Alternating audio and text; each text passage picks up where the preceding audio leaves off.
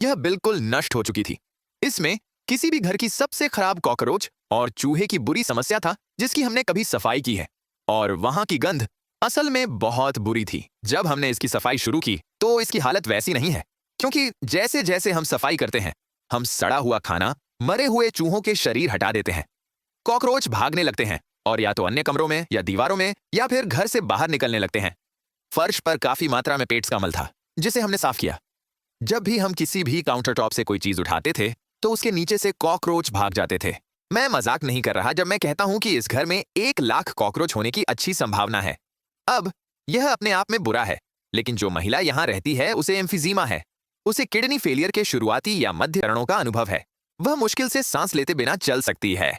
उसे स्पष्ट रूप से गंभीर होर्डिंग डिसऑर्डर भी है, जो इसके अलावा और सब कुछ है। वह गरीबी में रहती है, और जब वह बेसमेंट बांट की चपेट में आया तो उसने बेसमेंट में सब कुछ नष्ट कर दिया।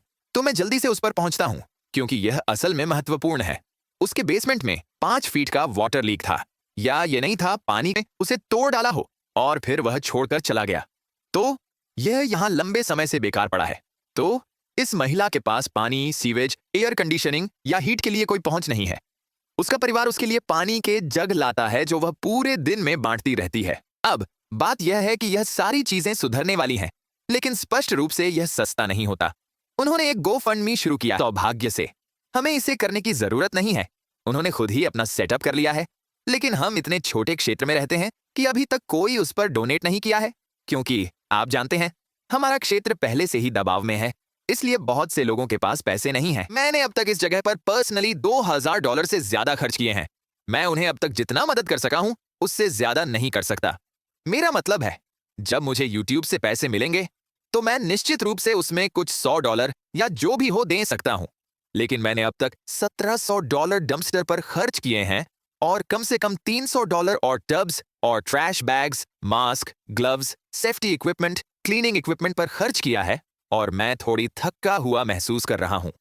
तो मैं आपसे पूछ रहा हूं, अगर आपके पास उनके GoFundMe में दान करने के पैसे हैं तो न्यूनतम के रूप में उन्हें वाटर हीटर को बदलने और सीवर लाइन को ठीक करने के लिए कुछ $1000 की जरूरत होगी।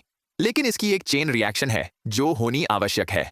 सबसे पहले सीवर लाइन को ठीक करना आवश्यक है ताकि वे ड्रेनेज प्राप्त कर सकें। फिर नया वाटर हीटर इंस्टॉल करना होगा, और इस समय मैं उन्हें बिना टंकी वाला हीटर लेने की सलाह दे रहा हूं।